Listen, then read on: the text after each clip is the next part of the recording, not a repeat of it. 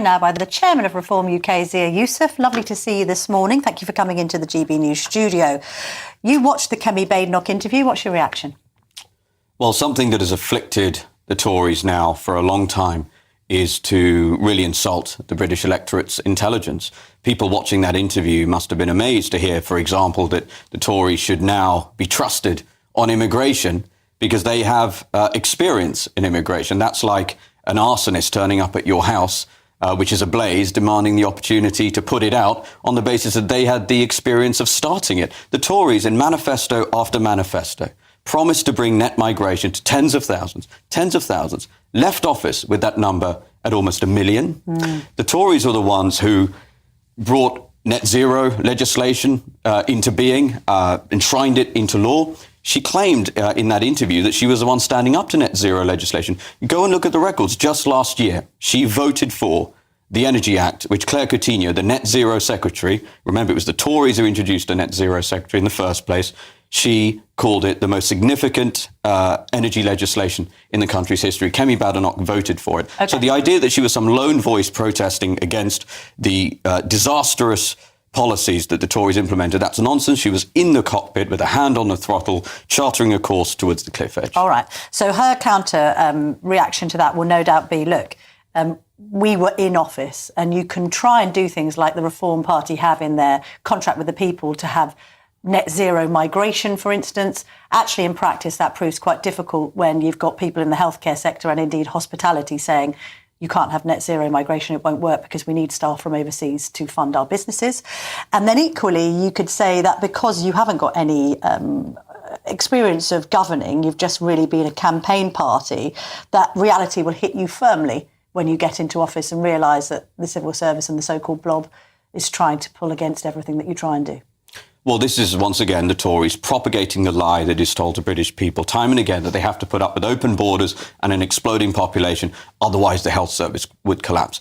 You could replace every single doctor and nurse in the National Health Service with 6 months of last year's net migration. And on top of that, if you actually look at the numbers on net non-EU migration over the last 6 years, of which there were 3.1 million people who arrived illegally, just 16% of those people arrived on work visas. Yeah. This is a complete lie. And it's the reason why Kemi Badenoch can never hold Keir Starmer to account on immigration, because we all know that their record was a disaster and they lied to the British public time and again. Although she's right to point out on immigration that Nigel Farage was once advocating more immigration from Commonwealth countries like India and indeed African countries to replace free movement of people across the EU.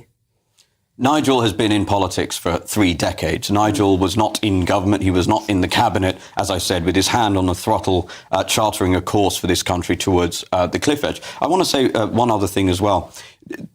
To be fair to Kemi Badenoch, whoever the Tory leader is, there is a physics problem, an insoluble physics problem at the heart of the Conservative Party. Half of the party are basically Lib Dems, and poll after poll shows this. We all know it's true. And the other half are small C Conservatives that basically agree with us. Many are now realising that and joining us. You know, these are people like Tim Montgomery. I encourage anyone watching this who is in that situation, please come to your senses and come join us, because we are reconstituting the centre-right of politics in this country. But the reality is, no matter who the leader is of the Conservative Party, they will always have to put the majority of their cognitive capacity into just remaining as leader. One of the reasons why Kemi Badenoch, for example, refused during the leadership campaign to commit to leaving the ECHR like Robert Jenrick did was, of course, it's not the silver bullet, and it is, but it is a necessary, albeit insufficient, step. The reason she wouldn't do it, to use her own words, was it would divide her party. All right. So is Reform's solution then to just get rid of people that Nigel doesn't agree with, like Ben Habib? What Reform's policy is we have a leader who everyone is behind.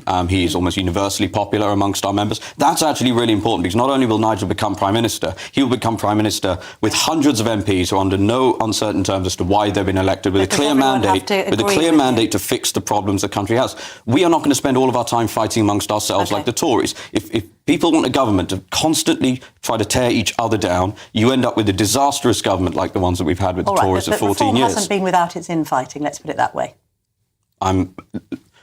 Nigel has almost universal support amongst our members.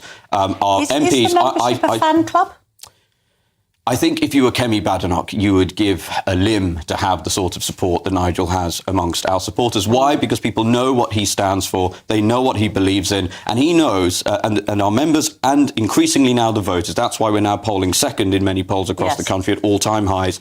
The reason is because people trust Nigel when it comes to crucial issues like immigration. And how about Nick Candy? She's right to say that he did endorse the Labour Party back in February, and now he's backing reforms. It's not a Tory defection, is it? Nick Candy said, after 14 years of Tory rule and being utterly betrayed, as he said, a total betrayal of the wealth creators like him in this country, it was probably time for a change. He also said, we don't yet know anything about Labour's policies. And now we do. Yeah. To be clear, Nick Candy never joined the Labour Party. He never took a position in Labour Party. So again, it's just a total misrepresentation of reality. Tim Montgomery, just a bit politically fickle. Just maybe go where the mood is going. I think that does somebody like Tim an enormous disservice. This is a man who was the founder of Conservative Home. He's a man of great integrity, and we're very proud that he's part of Reform. I'm very fond of Tim Montgomery, but I'm just saying he has got a history of sort of leaving parties and going to other directions. He was a Tory party member for 33 years. All right, fair enough. How about this idea of Elon Musk giving the party $100 million? Can we just get some clarity on this? Where did this story come from? Must have come from someone in Reform, mustn't it? How did it end up on the front page of the Sunday Times? Because everyone seems to be disowning it.